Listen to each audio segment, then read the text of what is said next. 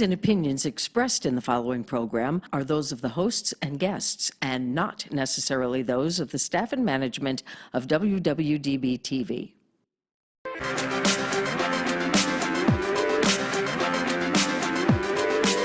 Whether she's walking the red carpet or doing interviews, you'll find her with celebrities and all the latest news. She's here, she's there, she's everywhere, she's always on the go. So sit back, relax, and get ready, 'cause it's the Corey Taylor Talks Show. Hello, everybody, and welcome to Corey Taylor Talks, live from Las Vegas. I am joined by the incredible Kathy Kleiner, who has really just such an amazing story and has overcome so much. And I am truly just unbelievably honored to have her on. So, hi, Kathy, how are you? I'm fine. Thank you very much for your invitation to join you. Oh my goodness, I am just, like I said, I'm so honored to have you on. I learned about your story, years ago, and I don't know why I never thought to ask you on, but then we were thinking, and I was like, oh my gosh, I have to at least try and get her on. And you were just so gracious and answered immediately, and I'm just truly so honored. Thank you. So why don't we get right into it? Like I said, you have really probably the most incredible story I've ever heard.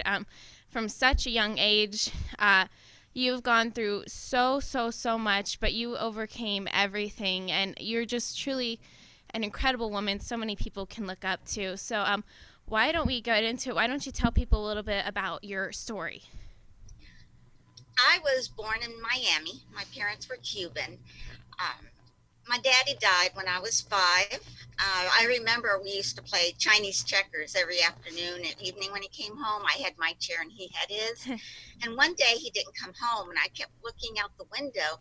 And after a couple of days, my mama said, honey, he's not coming home. He's in heaven. So I remember that's the first full memory I had of something that that changed me. Okay. My mother remarried, and my stepfather adopted me, and he was wonderful. I couldn't have asked for someone else to step in and be my father. And in 6th grade, I was kind of sickly all the time, and my mama didn't know, so she took me to my pediatrician, who also didn't know what was wrong with me, but knew I was very sick. So they sent me down to Miami to Jackson Memorial, and those doctors weren't sure what was wrong with me. I had a low-grade fever and my joints, and I just wasn't comfortable and always sleepy. So they ran tests. I was in the hospital for 3 months. At that point, they ran tests and found out I had lupus. And it was actually systemic lupus, which is the lupus that attacks your organs. And in my case, it was my kidneys.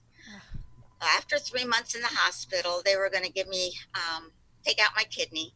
And after lots of prayers and love, my kidneys started working.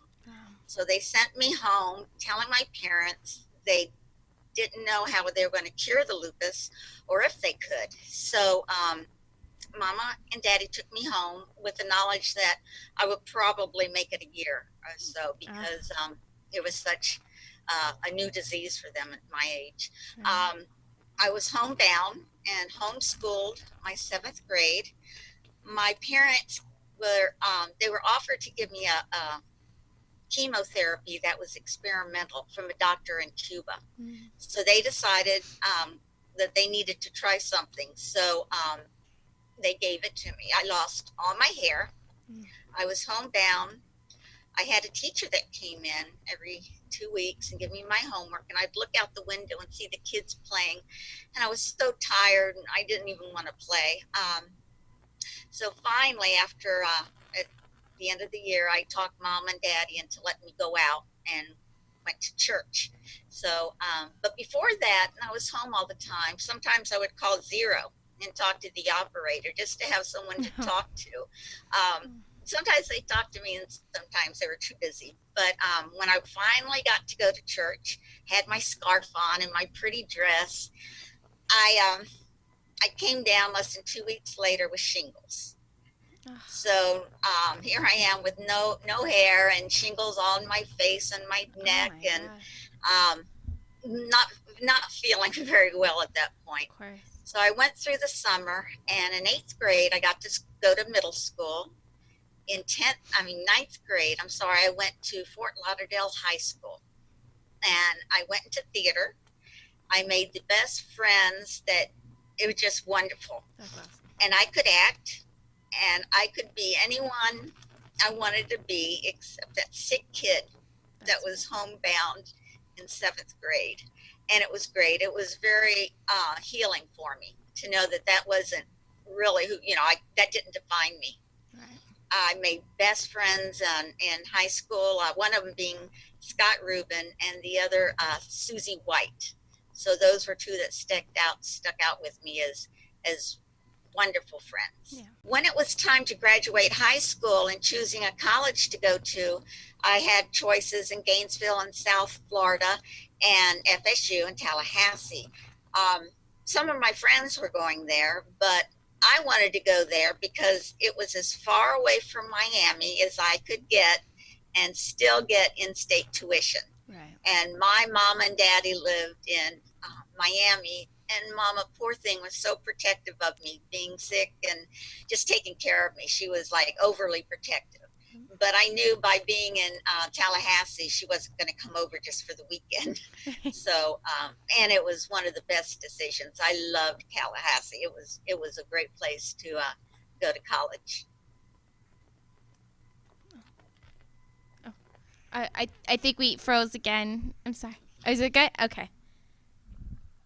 Can you now? Yes, now. Okay, good. Is it my mic that goes out, or? Yeah, I think it's the mic that goes out. Yeah. Maybe I'll hold it close, and maybe that'll. Okay. Yeah. Okay. Is that okay? Yeah, that's perfect. Okay. I don't want to be crooked. Oh, you're fine. You're fine. Don't worry. Okay. So I joined. So I went to FSU in the fall of '76, and it was great. I'd take classes, and I remember I wanted to be an archaeologist. So on one of the field trips, we went and we did a dig, and I broke one of my fingernails. And I thought, well, this is, too much work for me, the dangerous work, and Right. I can't do this, too much physical exertion. So I got out of that and just tried other majors. Yeah. When I first started FSU, I found a little group of friends at a little chapel, a little kind of interdenominational group of kids and older people, and joined that. And then I joined and rushed with other girls. And rush is when you, as new students in the college, you get all dressed up and you go for a week to different sororities. And you talk to them, they talk to you, and then you kind of decide which sorority you want to join if that sorority wants you to join them. So it's a kind of a way to distinguish the hierarchy Right. of joining. And also the sororities kind of look at you, and they look at your background. And each time we went to a house, we have 10 minutes with the sorority, and then they say, okay, next house. And we were thinking, oh, we made such a great impression on them. I didn't know that Susie White was a Chi-O. I knew she was, but she was the one who said that I would be a great addition to the sorority. Oh. And that is one of the reasons I got into Chi-O, because Susie said a good word for me. That was a great time going through Rush and being pledged at Chi-O. Yes. Very good. Yes, very good. So I went ahead, and in the winter of '76, I was so excited. I was going to be a Chi-O and initiated from a pledge, and it was just a great time. So spring came of '77. I got initiated as a sister and had a wonderful time. Yeah. When I first went to FSU, I lived in a dormitory on campus. It was a all women dormitory, no co-ed, of course. My mama didn't think that was a good idea. So I was in Reynolds Hall, and we'd hear the boys doing panty raids, and I was up there in the third, and we get our panties and throw them down in the stairwell going, oh, I'm having a panty raid, and we actually threw it to the guys. But Mama thought it wasn't a safe place, so she made arrangements that I live in the house in the summer of 77, so that when I went back to school in the fall, I would be in the Cayo house. Right. So it was a safer place to live, she thought. Right. I joined in the sorority house. I had a roommate, Karen. We decided to decorate our room in the fall. We didn't know what we wanted, so we went shopping, and Mom and I picked out the best bedspread. It took forever for us to find it. So January of 78, I go into the sorority house. We decorate our room, and everything's great. January 14th came. It was a cold day. It was a cold, sunny day. I remember dressing up in my corduroy pants. There was a wedding we were going to go to at Wesley Chapel. There was a couple that were going to graduate, and they were both students. We went to the wedding in the morning. Around 12 noon was the ceremony. And afterwards, we got to go to the reception. It was also on the campus of this church. So we went to the ceremony. It was a great day. Afterwards, I went home because we were all going to go to a movie, several of us. I decided not to go. I got to the sorority house, and all the sisters were talking and going to do this and what they did the day, shopping. So Right. I decided to stay in my room and study for test Monday. Our room was on the second floor of the sorority house. We faced the back of the lot, which was the parking lot. Our room was the size of a usual dorm room. When you walked in the door, they're parallel to each other on the walls. There was a desk, and next to the desk was a desk, and then a dresser. Then the footboard of my twin bed. Against the back wall was a bank of windows. It was so pretty. We left the curtains open all the time because we hung macrame plants on the rods. So it was cool. We had our macrame pots hanging, and so we never closed the curtains. Between our beds, we had a small little foot locker, a little trunk that we used to keep our things on. It was like maybe 4 feet by 3 feet. Our beds were so close to that basically you just had to turn around and go to each side of our twin beds. Right. Our carpet was gold. Our furniture was dark brown, and I had my beautiful bedspread on my bed. So that's January 14th, 1978. Karen and I went to sleep around 11:30, 12 o'clock, and we didn't know what was going to happen that night. Sometime in the night, somebody came through the back door of the sorority house. The back door led to the rec room. That back door lock had been broken for a couple of days. So he knew, watching the girls, that he could just open it and go right into the sorority house. We had firewood cut there that we used for our fireplace. He picked up a piece of that log and walked into the door to the sorority, up to the second floor. When you first went up to that hallway to get to the rooms, the first door you went to was Margaret Bowman's room. Across from her was Lisa Levy, and then our room was next to that. This person went into Margaret's room and beat her with that piece of firewood he picked up. He strangled her and killed her. I'm sorry. When he was done, he took the sheets and drawn them up closely to her neck so it looked like she was sleeping. After that, he went across the hall to Lisa Levy's room. He went in, he beat her with the log, he strangled her, he raped her, he bit her. And that bite actually came into play in the trial. Yes. Because they could make a mold of it. So after he killed Lisa, he walked across the hall and came into our room. He opened the door, and I was asleep on my left side. And he opened the door, and I kind of woke up a little bit, kind of just make me, stir. Yeah. The next thing I hear is a big thud and noise. This person had tripped on the trunk that was between our beds. Now that woke me up, and I'm still in a daze, but I can see a shadow, a silhouette of someone standing there. And as I'm squinting and looking, I see this person raise his arm up over his head. And when he did, he brought it down on my face with such force that it broke my jaw. It cut my cheek wide open, and I almost bit my tongue off, as long as also lacerations on my shoulder. I then cringed into a little ball, and I passed out. Hearing this noise, Karen woke up, and this person turned around right next to her, and she was cringing. She had her arm up over her face because she heard noise, and he hit her also with the same log. After that, I was in my bed. I was screaming and moaning and begging, and all I was doing was making gurgling sounds because my jaw was broken and the blood was in my mouth, and I was only gurgling. And this person heard me and came back to my side of the bed and rose his arm again. And the first time he hit me, it felt like a thud. It felt like, it didn't hurt, it was just a thud. So when he came back again to my side, I'm cringed in a little ball waiting for the next strike.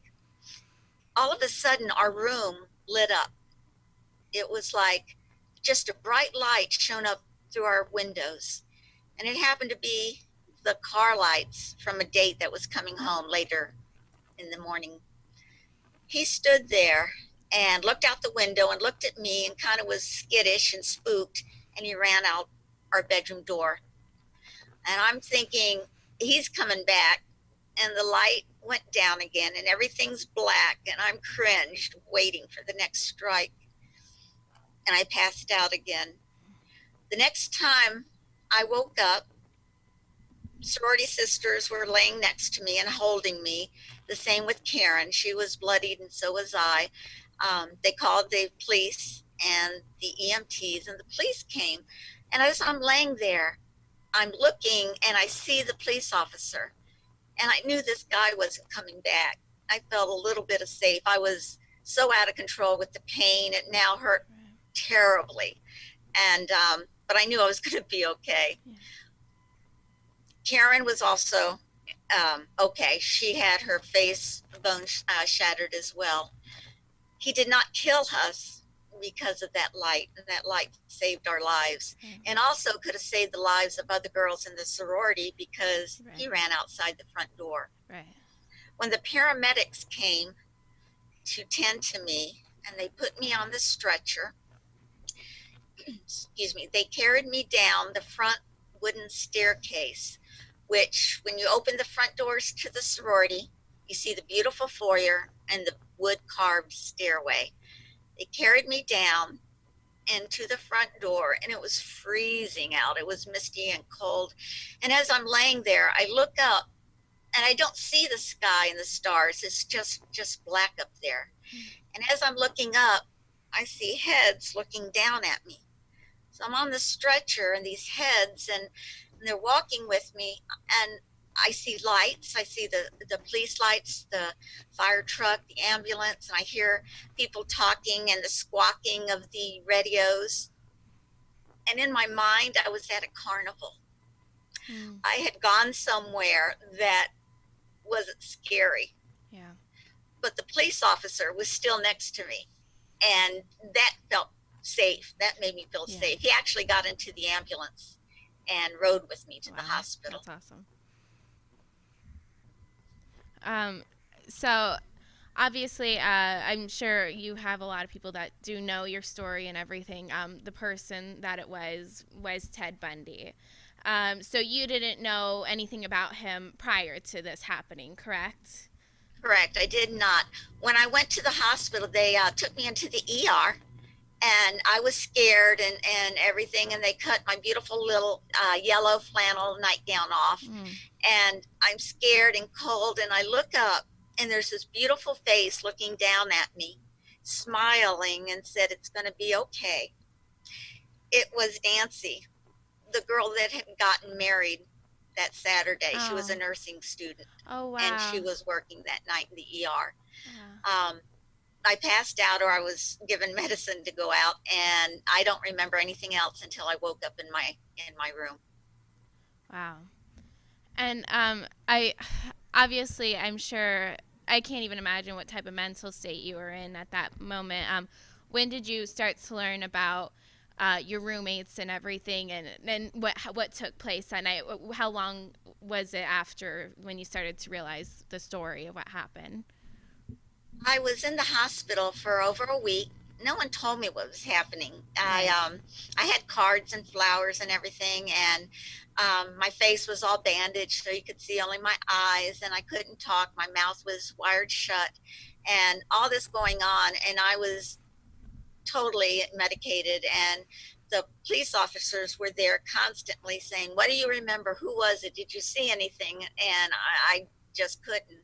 They actually hypnotized me while I was in the hospital. Wow. To see if I could come up with anything that I could not think of by myself, to see if I knew who did this or anything. And it didn't help. As I was speaking, I could hear myself talking, and I thought I was making the stuff up, because I'm talking like this with my teeth and wired shut. And I was talking, saying, I hear him come in the room, he trips, and the light, And so that's how I remember as much as I do, since I was passing out so often. And since it's been so long, I put more pieces together. And that has helped me understand what was going on. When I left the hospital, it was about a week after I was attacked. The police officers were going to take Mama and I and Daddy to the airport, because we were flying home to Miami, where we lived. But before that, they took me back to the Cayo house, and they wanted me to go up in the room and see if anything was missing, so that I could tell them, and if they found anything, they knew where it came from. And I didn't want to do it. An officer took each elbow and slowly walked me up the stairs that weren't so beautiful anymore. So I got to the top of the stairs, and I see yellow crime scene tape on Margaret's door. And I look, and there's Lisa's door with it, but I didn't know what was going on. At my door, there was more tape around it, and they let me in, and there were people in there, police officers, and all I could see was the black finger dust that they used to take fingerprints. That was everywhere. It was all over the dresser. And as I looked down on the desk, and then I saw my bed, and it was all messed up. The blood was now brown. It had dried. And all I could think of was my beautiful bedspread's a mess. It was, your mind just goes weird places, and that upset me. Not that I was, so physically and mentally upset. It was just my poor bedspread.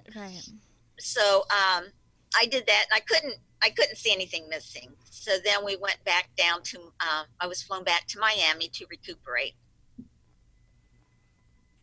And so I like I said, I can't even imagine what it was like for you. Did any of the sisters reach out to you or anything afterwards, or your roommate, did she reach out to you? I was back in Miami recuperating. They were all in Tallahassee. They were told not to contact me for whatever reasons. I was, I want to say, not good publicity, but it was time for the sorority to move on. And since the girls didn't contact me, well, they were living their life. They kept moving and going on. And I'm sitting calling them on the phone, and they don't call me back. And, Mama's dialing and trying to talk for me, and they take message. No one ever called me back. And at that point, I think I needed their arms around me Yeah. and to tell me I had done nothing wrong and just secured me and loved me. And I didn't get that. And I figured I have to do this myself. You know, my love with my family and myself. Yeah. I didn't need to depend on anybody but me to get better. Right. And I'm so sorry to hear that. I mean, that's just horrifying to me. And like you said, I understand that they wanted to move on from it. However, you couldn't move on from it. And you would think, especially, I've never been in a sorority, but I know how close they're supposed to be. And I mean, to go from something so tragic and horrifying, and I'm so sad to hear that. I'm so sorry, but it sounded like you had amazing family support, thank God. Yes, I did. Yeah. Yes, and I was going to heal regardless. That's right. And what is just so amazing to me and really just shows what an incredible woman you are is 3 months after this incident, you got a job at a lumber yard, correct?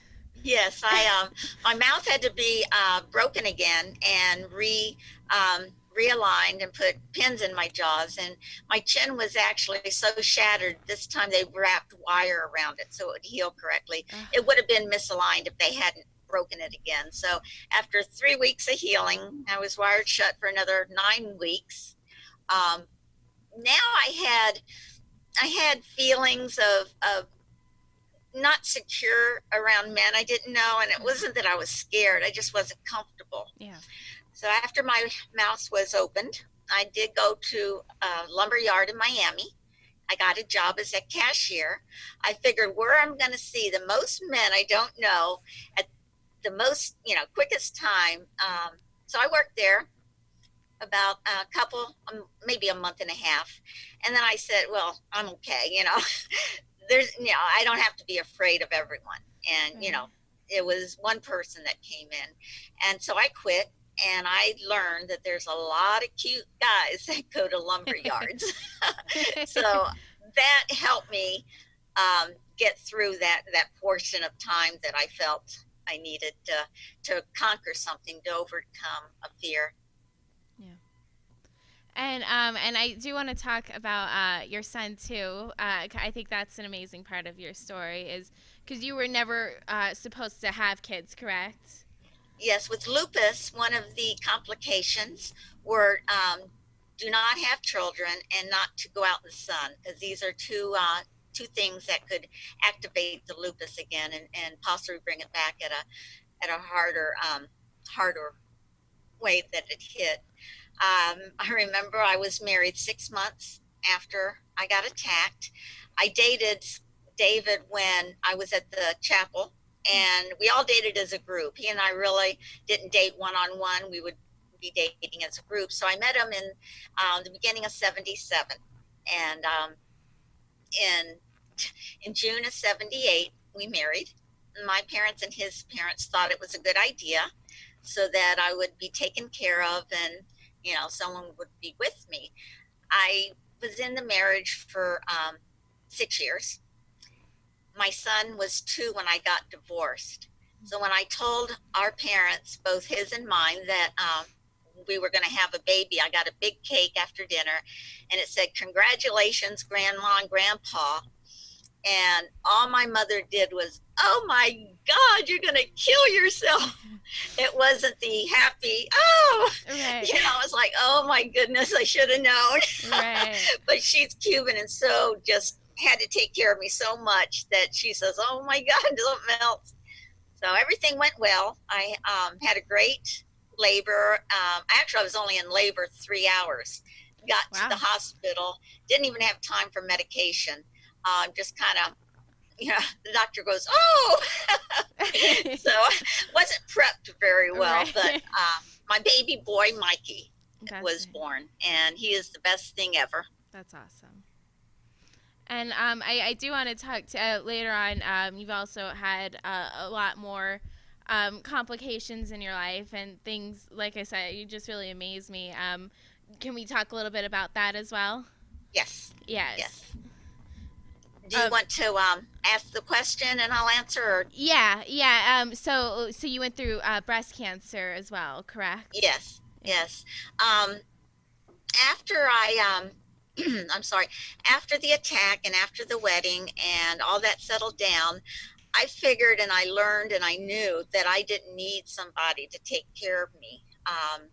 So the marriage, I think, was doomed, Right. regardless who I had married. Right. It was just not a good time for me. Yes. And I went along with the wedding and just was very passive with it. But I guess deep in my heart, I knew I didn't need this at this time. After I worked at the lumber yard and recuperated, I got married, went to work at a bank, and I was going to be a teller.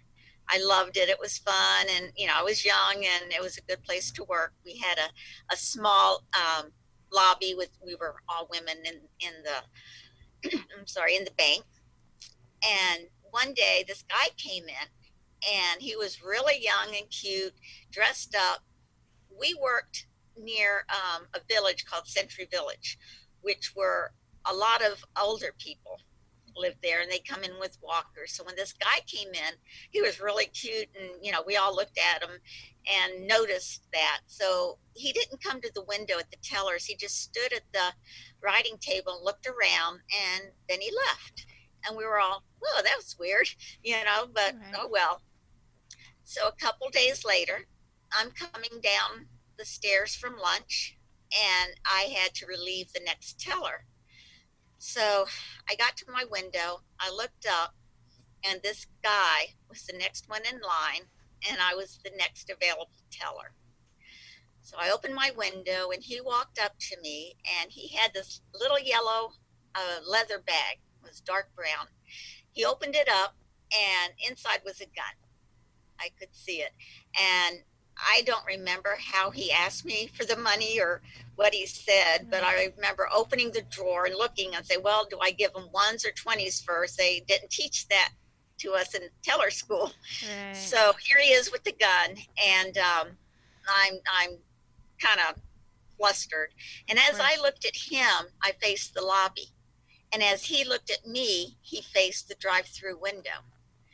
The head teller called and said to the police, I think we have a robbery in progress. The cop drove through the drive-through window, and he could see him, but I couldn't. So he left. I hadn't given him any money, and he left. And I'm like going, yeah, you take that. I thought, yeah, I did it. He ran out, and I said, whoa, That's I'm right. pretty cool.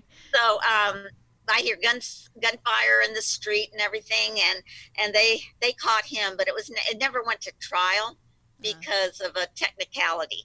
So Oh my gosh.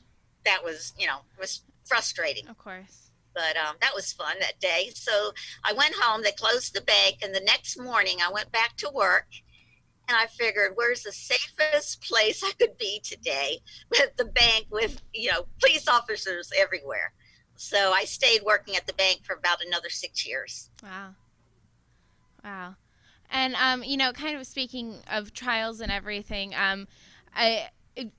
you obviously had to testify in the Ted Bundy trial. What was that like for you? Because you never even saw him. I mean, you saw the figure and everything, obviously, but you never actually saw him. So what was it like for you to go in there and see him in person?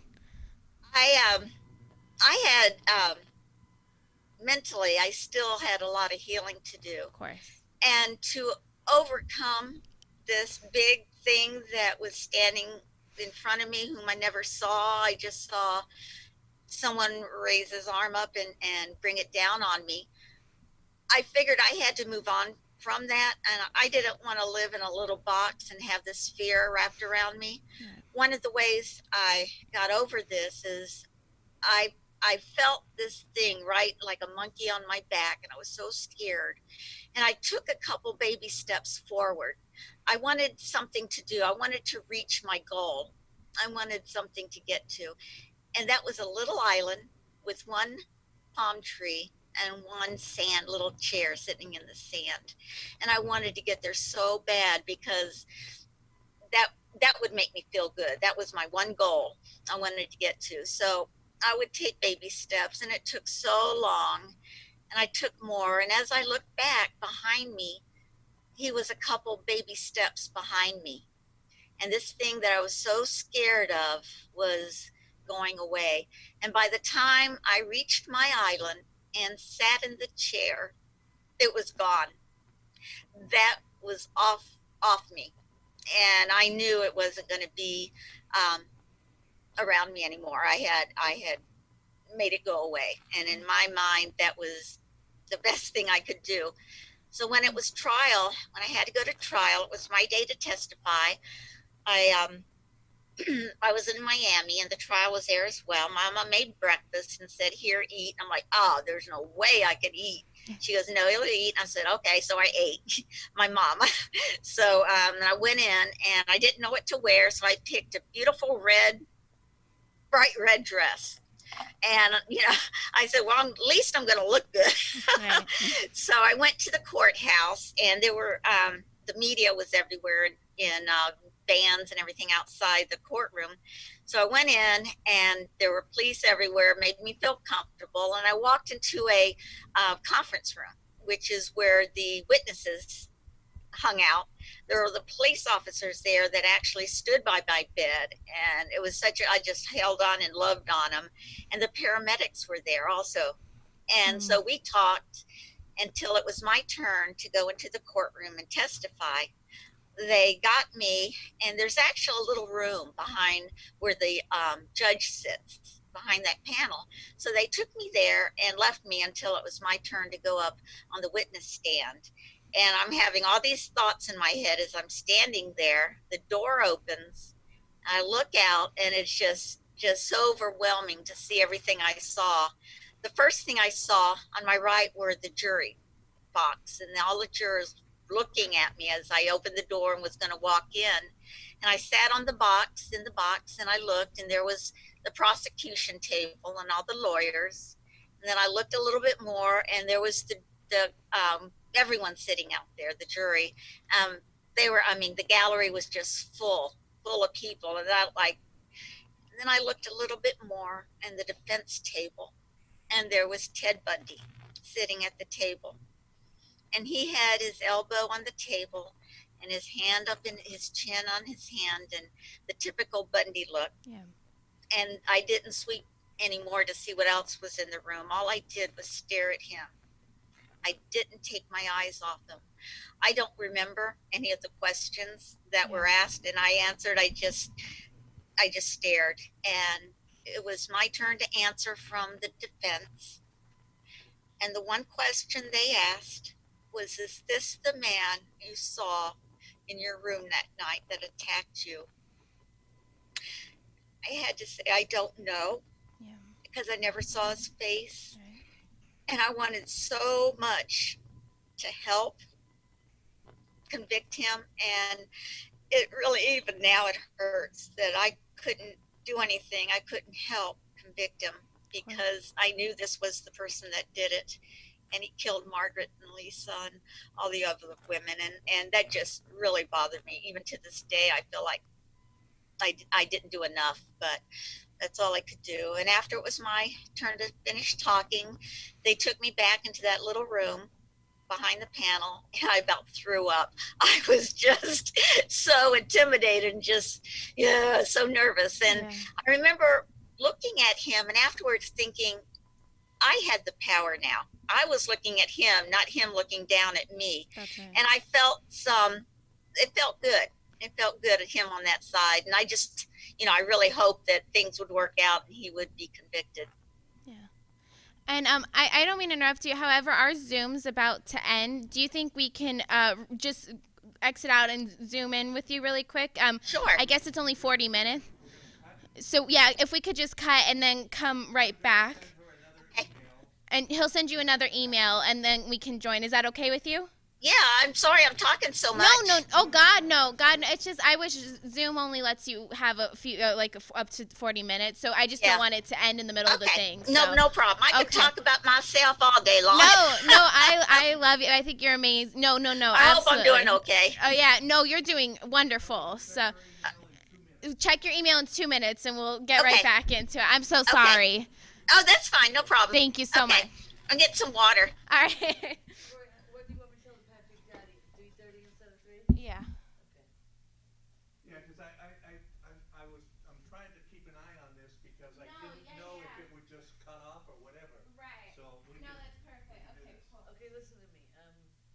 Ask her more about what you just said, Bundy, Yeah. but I mean, ask her, in the later years, because I think she's been in interviews with, like, the other chick that lived and stuff. There's two that lived from him, I think. Okay. So ask her, say, I know at the time your girls didn't get home. Did anybody else ever? I know he had other survivors. Did they get a hold of you? Have you ever been in contact with them? That type of thing. Have you ever had counseling for this? No, there's definitely more stuff. Okay, but I'm just trying to say. But what? How does your son? How old was your son when you told him what happened to you and from who? When he realized you survived Ted Bundy? Is that something you casually mention to people, or do you not, unless people know it?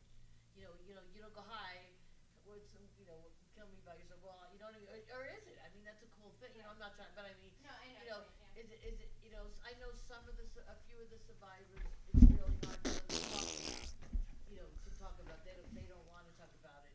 Are you in touch with any of that? Because the other girl survived too from that sorority house. Right. So ask her about that. Well, I did ask her about No, her. She skipped over hers. I don't think she wants to talk about her, Gotcha. but I'll ask the Right, other right. survivors. Yeah, in but just general. and then ask about when he got killed. Why wasn't she there? I mean, we read this, but people don't know. No, That's no, and I want to ask Yeah, her again. watching it, that's what I would want to know. He lived with that one lady and her daughter for years. Did they reach out to her? Did anybody? Did she sue the police department for letting him get loose or the jail or whatever? Right. Back in those days, you didn't do shit like that, unfortunately. Right. So yeah, just ask those kind of questions. I'm gonna go to the restroom real quick. Okay, cool. But that's the kind of stuff. Yeah. What were we telling I just didn't realize how fast it was going through, Well, 'cause you had a little delays. Yeah. Use your Yeah. glasses if you I can. know. I put my glasses on, so. All right, let me tell this guy we're gonna be a little late. So. And the Patrick Daddy, I'll tell you, basically, he was raped by John Wayne Gacy. He didn't know it was John Wayne Gacy until years later. This guy's another survivor. Then he was raped by his brother, I think. Oh my and God. Then now he's gay. I mean, he's got a lot of shit going on. Okay. So, tell him. Okay. So, let me just What's his last name, Patrick? Daddy. Daddy. Okay. Oh, okay. Whew. Thank you, John.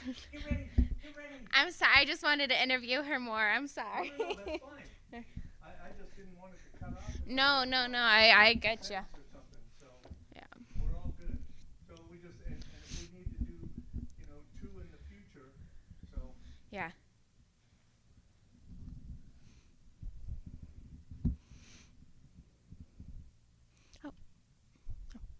Oh, yes. Hi. Hi. Right? All right, cool. I'm sorry about that. No problem. My nose is okay, right? I don't have anything on my nose. You look great. You look great. Oh, today. you do this all the time. I'm nervous. No, you look wonderful. I like you Oh, again. thank I'm you. just so happy. So. Thank you, darling. All right, so we're gonna go right back into it. So. Okay. Where were we? So yes, we are back. We were just talking about the trial and Okay.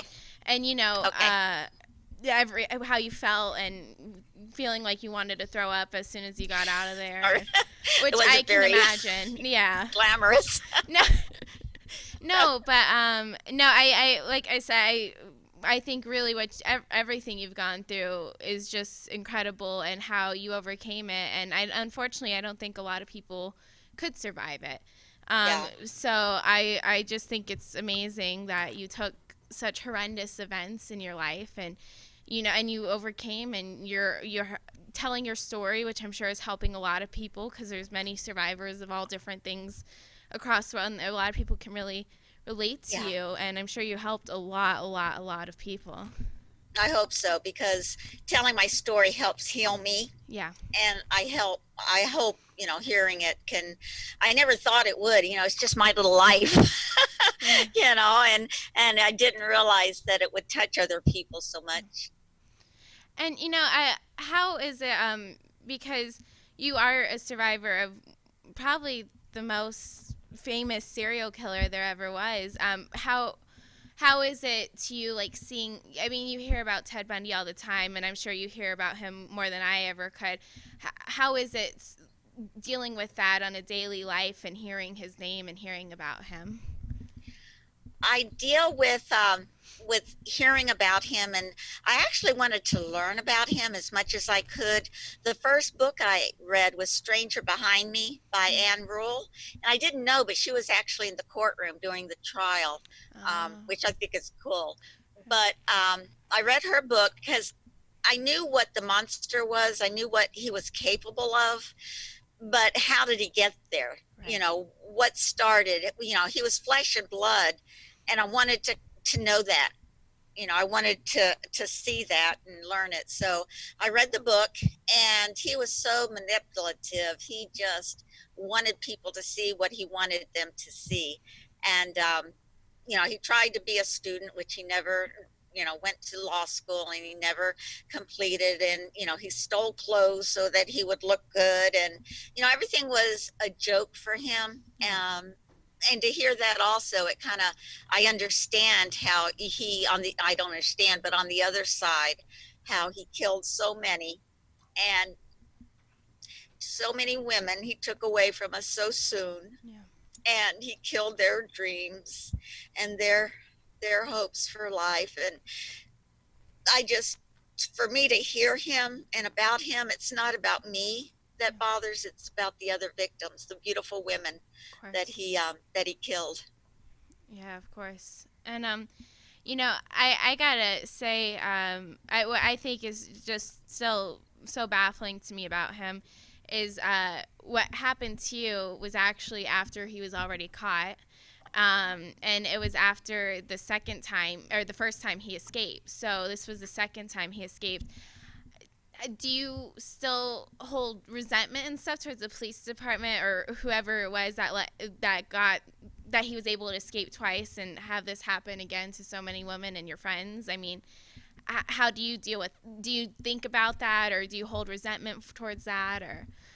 Um, I did at first, Yeah. and it still bothers me, but it's not something that I dwell on. Yeah. And for him to be able to kill so many more women, it's just not fair. That just wasn't fair. And for him to be able to escape twice, it's, I don't know if obviously it's the fault of the jailers and the police in those areas, but I know once he made it to Tallahassee, there was no way he was going to leave. He was Ken Casares was the sheriff then, and he just said he's not leaving on my watch. Yeah. So when he was in Tallahassee, I felt safe that he wasn't going to get out.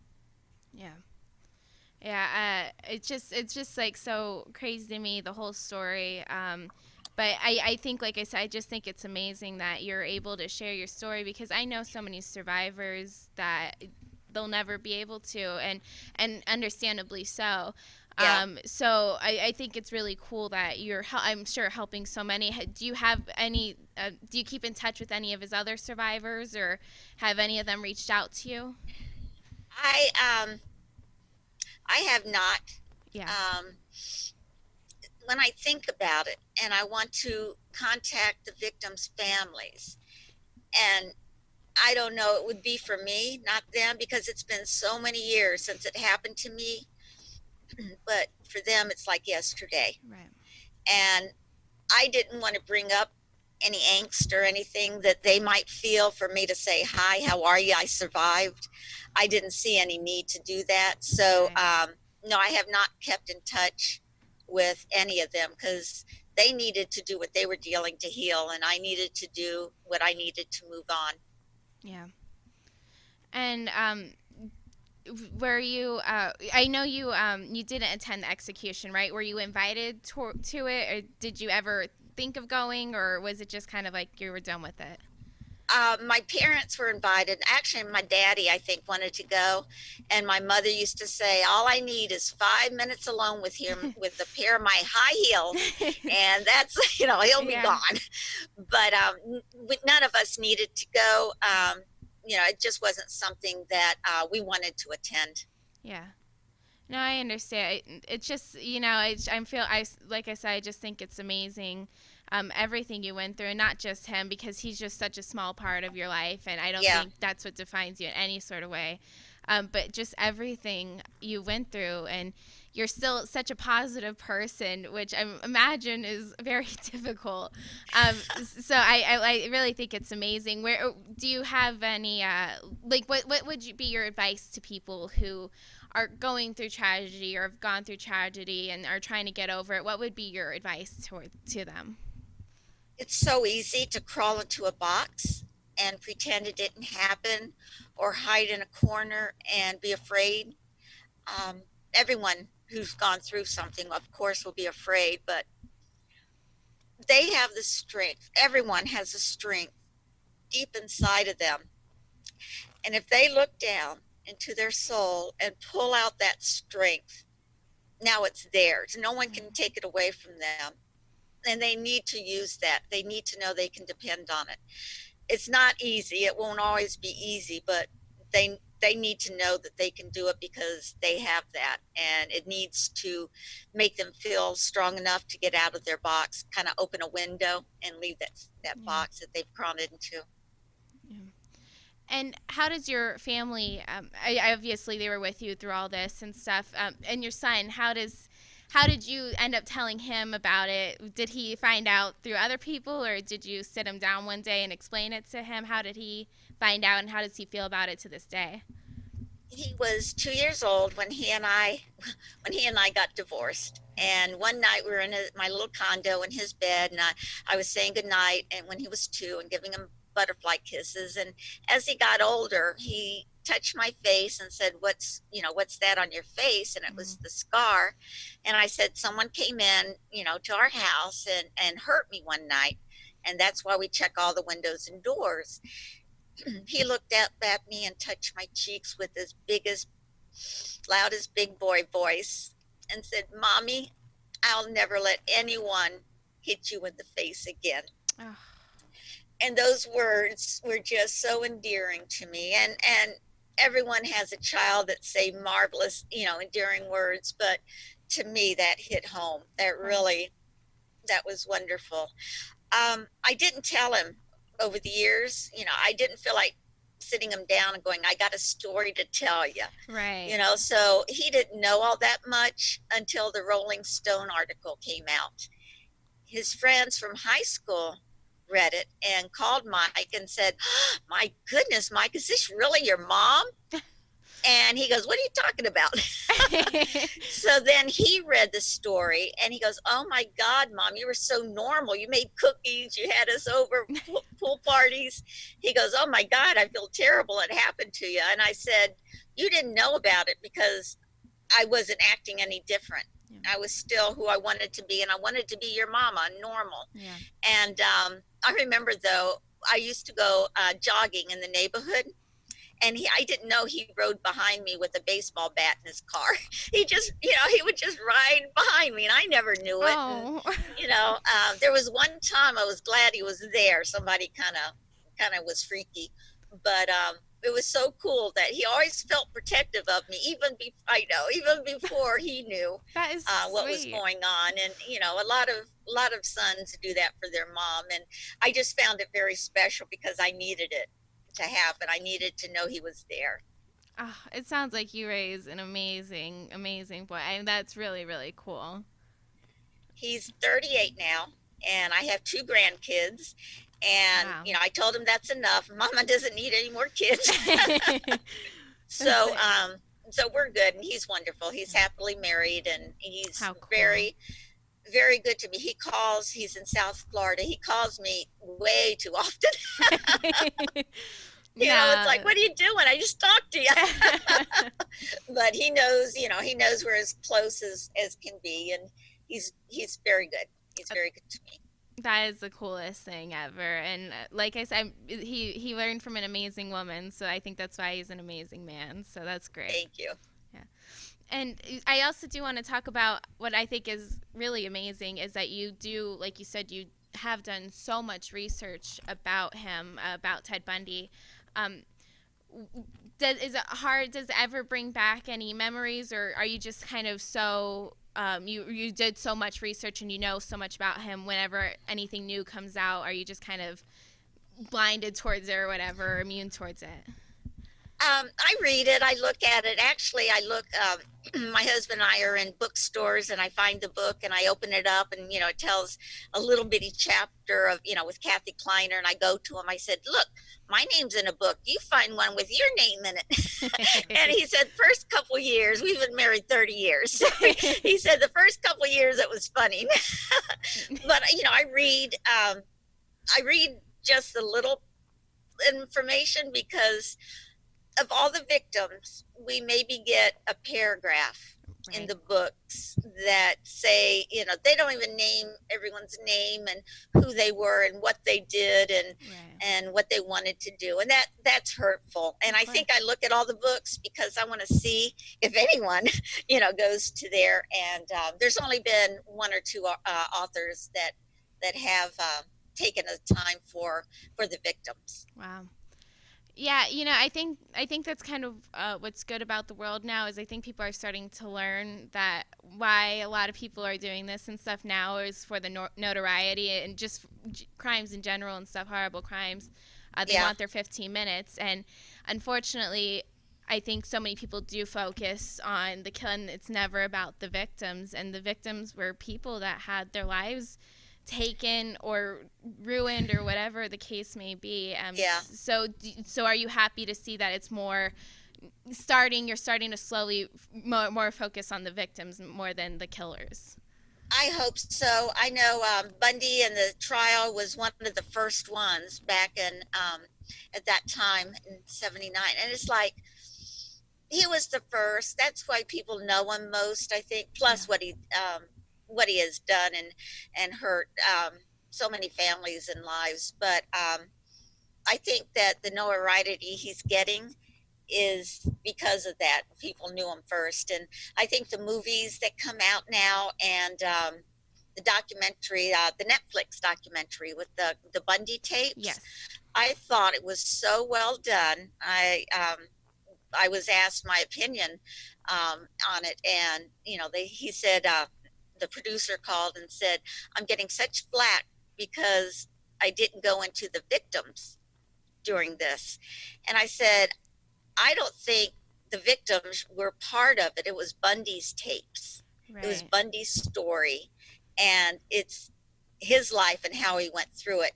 Right. You could have the tapes of the victims, but I didn't think it fit into that storyline he was working with."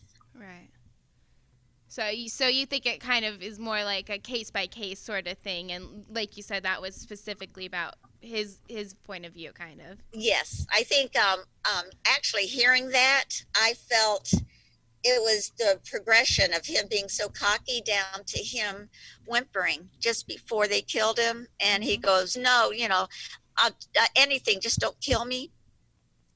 And I bet that's the last words he heard from the women that he was killing. And it seemed very ironic to me that he was down to that level of being scared and being afraid to die. Yeah. So I know a lot of people have different opinions about execution and stuff.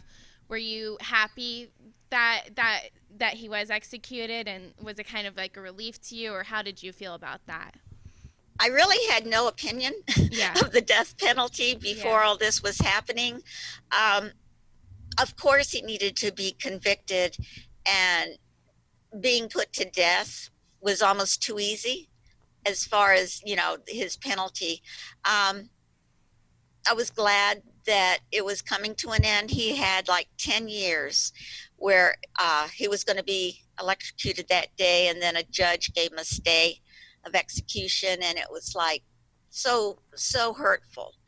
And I used to think, well, Judge, if you have a daughter and you think he should get a stay, let him, let him take her out to dinner, and Yeah. that always, it's just that simple of a thought that used to really bother me, Yeah. that, someone would give him a stay, and I didn't think it was warranted, and I'm sure the families didn't either. So Yeah. I was very happy that, well, not happy, but I felt very relieved and kind of put to peace that when he did die.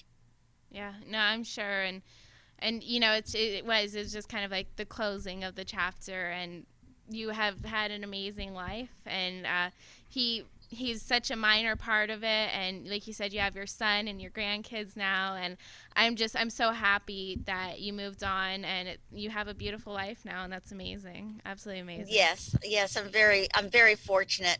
I remember the very early mornings when Larry Simpson, the DA, called at midnight and said, no more stays. This is going to happen now.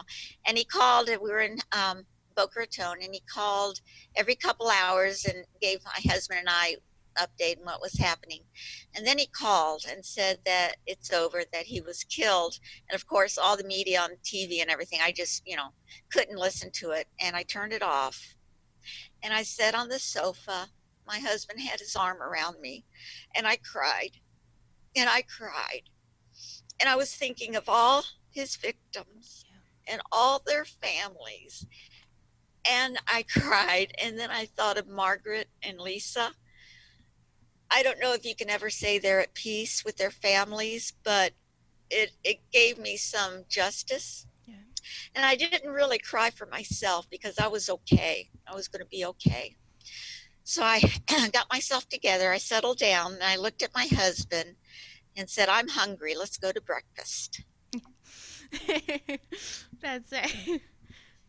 And how did your husband? How did you tell him about everything? Did he know it from meeting you? Did he know your story? And how did he support you with that? Well, Scott and I met actually in high school. He was in theater. We were in theater together, and we both had been married. We both were divorced. He was just getting his divorce. We were in Boca, and a girlfriend of mine from high school saw him and gave me his number, and I invited him. Hi, this is Kleiner, come over. And basically, he never left. We were just so right for each other. We knew each other, and everything was going good. And he was getting his master's in Boca at FIU, and we wanted to get married. Everyone knew that. And I said, honey, you get your master's and then we'll get married, because your mom and dad are paying for it. And I don't want that bill. So once he graduated in May, we were married that following July. So it's like, okay. That's awesome. So that was great. And so you've been together ever since then. That's awesome. Yes, we've been married over 30 years. Wow, good for you. Good for you. Yes. You're, like I said, you're just such an inspiration, and I think so many people can really look up to you, and I'm so honored you agreed to do this, and thank you. And I just applaud you for everything, and thank and you. Where can people keep up to date with you and stuff, and see what you have going on? I'm on Twitter. I have my Twitter account and Facebook. I'm working on a book. I was going to ask if you were working on anything. It's hard for me. I guess, someone to help me with it, because I sit back and write all these things that I did, and it's like, well, I'm missing today. What am I going to do today? And it's I got to reconcile that, and I need someone to help me, because I have my thoughts. It's just, sitting down and writing them and everything is kind of difficult sometimes. But something we didn't say is I had breast cancer. Oh, yeah. And this touches a lot of people that I didn't realize. Having the lupus kind of, have a certain audience. And with the breast cancer, I was 34 and diagnosed with stage 2. I had a radical mastectomy and reconstruction, and it took forever. And I had to take chemo again. And I said, God, please, anything, but don't make me lose my hair. And God has a sense of humor, because I lost big clumps of it, but I didn't lose it all. So after I went through the chemo and the breast surgery and got through that, my husband and I settled down and we wanted to have a baby. And the first baby, I was pregnant at, I'm sorry, 2 months, I had a miscarriage.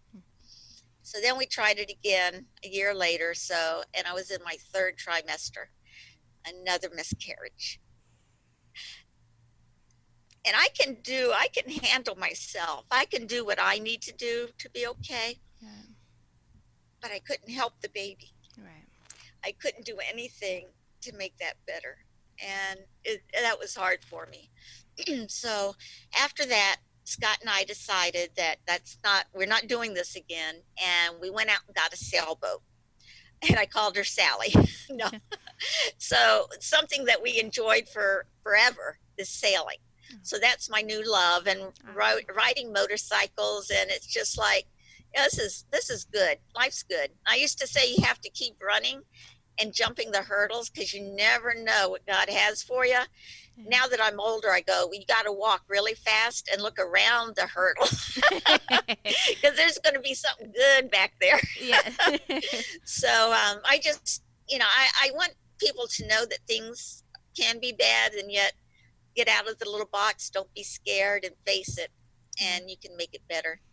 That's right. And like I said, if anyone can really say that and really say you can get through just about anything, I mean, it is you. And I think it's so cool that you're open to your whole story and you're able to share everything. And I'm sure it's still difficult at times, and things are brought up, but I think it's amazing, and you help so many people, because unfortunately there is a lot of tragedy in this world, and there's so many survivors, and people that have families that were victims that didn't survive. So I think it's really inspirational. You're a true inspiration. And Thank you. I think there should be 1,000 movies made about you because you deserve it completely. I find it very humble that y'all want to hear my story. And if I can help anyone to hear how I went through things, and you got that strength, and they need to know that. And you can get more through more than you think, and they just need to know that and look for the strength. And I really hope you write that book soon, because I think a lot of people would want to read it. And I don't know, I'll get it the second I can. I'll pre-order. I'll do whatever I can. I'll sign you out. Yeah, I signed the first one to you. That would be awesome. And you have to be on too again when you have that out, because Yes. I would love Thank to you. talk about it. And I'm sure it's going to be a huge hit. So. Thank you very much. I appreciate it. And thank you again for asking me to be on your show. I appreciate you letting me tell my story.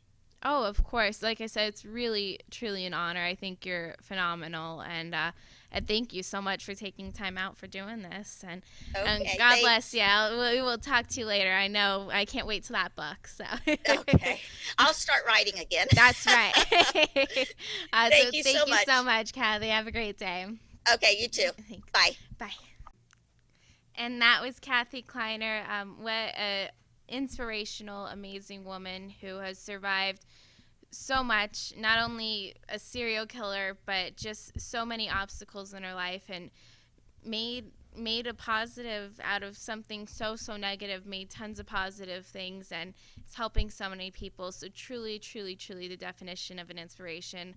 Please go follow her on Twitter. Look forward to her book whenever that comes out. I know everyone will be super excited, and just be positive, and everyone can get through it. And I think we can learn a lot from her. So thank you guys so much for watching, and remember, never give up, always believe, and you will achieve. Thank you. God bless.